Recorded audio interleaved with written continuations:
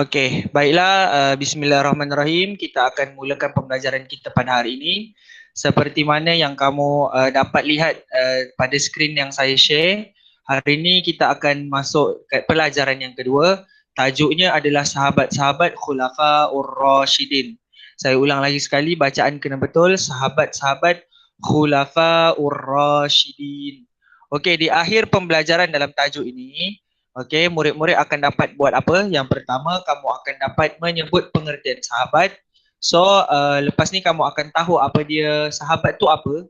Okey, yang kedua, kamu akan dapat menyebut pengertian khalifah dan khulafa ar-rasyidin. Lepas ni kamu akan tahu apa dia khalifah, apa dia khulafa ar-rasyidin.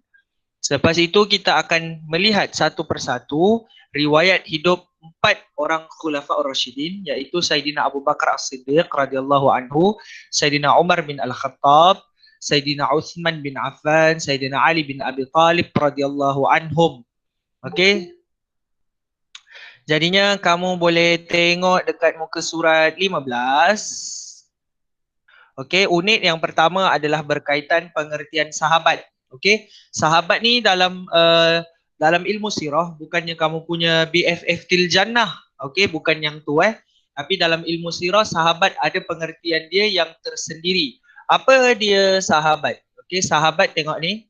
Sahabat adalah mereka yang berjumpa ataupun bertemu Nabi Muhammad sallallahu alaihi wasallam. Okay, itu adalah syarat yang pertama untuk seseorang itu digelar sahabat. Dia kena pernah bertemu dengan Rasulullah sallallahu alaihi wasallam. Yang kedua, dia kena beriman dengannya. Okay, dia kena beriman dengan Allah, dia kena beriman dengan Rasulullah sallallahu alaihi wasallam. Itu adalah syarat yang kedua untuk seseorang itu boleh digelar sahabat. Dan yang ketiga, mati di dalam Islam. Orang itu juga kena penuhi syarat, dia kena mati di dalam Islam. Jadinya seseorang yang memenuhi 3 syarat ini, barulah dia boleh digelar sebagai sahabat. Okey? Dia bertemu dengan Nabi. Dia beriman dengan Nabi. Kalau dia bertemu sahaja dengan Nabi, tapi dia tidak beriman kepada Allah, dia tidak beriman kepada Rasulullah, dia tidak boleh digelar dengan sahabat. Kalau dia dapat bertemu dengan Nabi, tapi dia beriman dengan Nabi, okey? Tapi masa mati itu, dia tidak mati di dalam agama Islam, dia telah keluar daripada dalam agama Islam, pun tidak boleh juga disebut sebagai digelar sebagai sahabat. Okey? Itu adalah 3 syarat utama. Tapi kalau orang beriman dengan Nabi, mati pun dalam Islam, boleh tak digelar sahabat? Tidak boleh kalau dia tidak bertemu dengan Nabi. So dia kena penuhi 3 ciri ini. Bertemu dengan Nabi, beriman dengan Nabi Allah, lepas tu kena mati dalam keadaan Islam. Okey, kita tengok penjelasan dia dengan lebih mendalam kat sini. Saya nak satu orang tolong baca. Saya nak satu orang tolong baca. Saya pilih. Saya pilih orang yang bertuah. Siti Hakimah. Siti Hakimah tolong baca. Sekejap. Oh lain.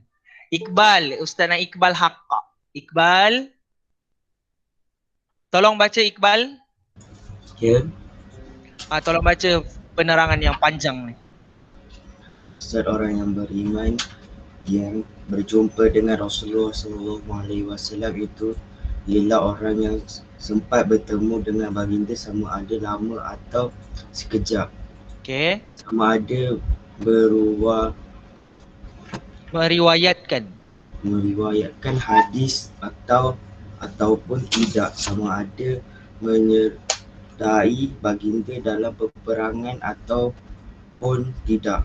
Okay. Orang yang melihat baginda sekali sahaja walaupun tidak sempat berada di dalam majlisnya. Okay.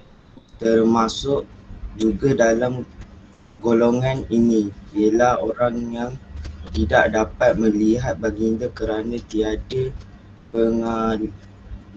penglihatan buta. Okay. Okey, jadi dekat sini dia terangkan dengan lagi mendalam berkaitan dengan berjumpa dengan Nabi. Nak berjumpa dengan Nabi ni kena berapa lama? Nak berjumpa dengan Nabi dengan cara apa?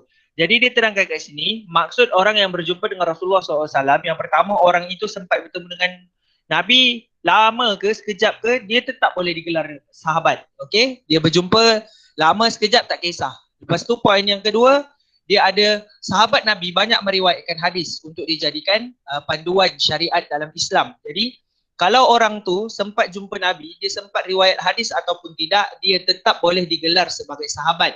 Okey? Lepas tu poin yang ketiga, sama ada orang itu sempat menyertai peperangan ataupun tidak juga sempat menyertai peperangan, yang penting dia sempat bertemu dengan Nabi, dia boleh digelar dalam golongan sahabat. Lepas tu apa lagi? Orang yang melihat baginda sekali sahaja ataupun tidak sempat berada di dalam majlisnya. Ada orang yang sempat jumpa Nabi tapi tak banyak kali. Okey? Tapi kalau dia sempat jumpa walaupun sekejap, walaupun hanya sekali, dan dia beriman dengan Nabi, dia mati dalam Islam, dia tetap boleh digelar sahabat. Lepas tu orang yang tidak sempat berada di dalam majlisnya. Kan Nabi selalu buat majlis ilmu, menyampaikan satu syariat, menyampaikan satu ilmu-ilmu agama untuk diamalkan dalam kehidupan kepada para sahabat. Jadinya walaupun orang itu tidak sempat berada dalam majlis Nabi, tapi sempat bertemu dengan Nabi pun boleh termasuk dalam golongan yang digelar dengan sahabat. Okey, termasuk juga dalam golongan ini ialah orang yang tidak dapat melihat baginda kerana tiada penglihatan. Macam mana? Dalam pengertian tu kata mesti sempat melihat Nabi. Tapi kalau orang tu tak nampak, buta kan? Boleh tak dia masuk dalam golongan sahabat? Boleh. Yang buta itu bukannya pilihan dia, tapi dah memang kejadian dia macam tu. Yang penting dia sempat berjumpa dengan Nabi walaupun dia tiada penglihatan ataupun buta, dia tetap boleh juga digelar sebagai sahabat. Jadi itu adalah penjelasan berkaitan dengan macam mana orang itu boleh digelar dalam golongan orang yang sempat bertemu dengan Nabi. So itu adalah penjelasannya. Tapi walaupun dia sempat berjumpa, kena ingat balik. Dua lagi syarat dia, kena beriman dengan Allah, dengan Nabi, dan juga kena mati dalam Islam. Okay, setakat ni ada apa-apa benda nak ditanyakan berkaitan dengan pengertian sahabat? Ada tak? Okey, kalau tak ada, kalau boleh faham, saya akan teruskan. Hari ni kita akan tengok 3 pengertian. Yang pertama tadi kita tengok pengertian sahabat. Lepas tu unit yang kedua kamu boleh buka tengok dekat muka surat 16. Unit yang kedua adalah berkaitan dengan pengertian khalifah dan khulafaur rasyidin. Okey, khalifah pula apa? Sahabat kita dah bincang macam mana seseorang itu boleh digelar sahabat. Khalifah kita tengok pula macam mana seseorang itu boleh digelar khalifah. Okey, dia yang pendek ni sahaja. Okey, khalifah ialah orang yang memegang jawatan ketua pentadbiran di dalam negara Islam. Okey, saya ulang. Orang yang memegang jawatan ketua pentadbiran di dalam negara Islam dan hal ehwal agama selepas Rasulullah sallallahu alaihi wasallam. Jadinya selepas daripada peristiwa kewafatan Nabi Muhammad sallallahu alaihi wasallam, okey, orang-orang yang memegang jawatan paling penting, ketua negara Islam yang memegang jawatan itu selepas Nabi, itulah yang kita gelar sebagai khalifah. Okey, itu yang kita gelar sebagai khalifah. Okey. Jadinya dia adalah orang yang memegang jawatan terpenting dalam negara Islam. Sebab apa? Kamu tengok poin dekat sini. Dia memegang jawatan ketua pentadbiran. Okey. Pentadbiran segala urus tadbir di dalam negara Islam itu dia menjadi ketua. Okey, nak kata kalau tak ada dia, satu keputusan itu tidak boleh diputuskan. Tak boleh nak buat sesuatu sebelum sesuatu itu diputuskan dengan muktamad. Jadi sangat penting ya. Lepas tu dan juga hal ehwal agama, selepas daripada Rasulullah SAW, orang yang memegang jawatan yang menguruskan tentang benda itu, merekalah yang digelar khalifah. Faham tak maksud khalifah? Ada siapa nak tanya berkaitan khalifah? Ada? Okey, tak ada Kalau tak ada, kamu tak selamat. Habis saya menerangkan, saya akan tanya kamu. Okey. Lepas tu kita tengok pengertian yang terakhir untuk hari ini, untuk kita bincangkan hari ini sebelum kita bersoal jawab. Okey. Yang ketiga adalah berkaitan ni, tengok ni, khulafaur rasyidin. Khulafa ini asal perkataan dia adalah khalifah. Okey. Khalifah ini satu. Tapi bila dia jamak, bila dia ramai ataupun dalam bahasa Inggeris disebut sebagai plural, dia jadi khulafa. Maksud dia khulafa ramai khalifah. Banyak khalifah. Khalifah itu lebih daripada satu. Jadinya khulafaur rasyidin. Apa dia maksud khulafaur rasyidin? Khulafaur rasyidin adalah gelaran. Okey, khulafaur rasyidin ini adalah gelaran yang diberikan kepada siapa? Ketua-ketua negara Islam. Okey, gelaran ini diberikan kepada ketua-ketua negara Islam yang diberikan kepada siapa? 4 orang sahabat sahaja. Okey, jadinya Khulafaur Rasyidin ini khas, special, istimewa hanya untuk 4 orang sahabat Nabi sahaja. Tadi kita dah tengok pengertian sahabat, orang yang sempat berjumpa dengan Nabi, orang yang beriman dengan Nabi, orang yang mati di dalam agama Islam.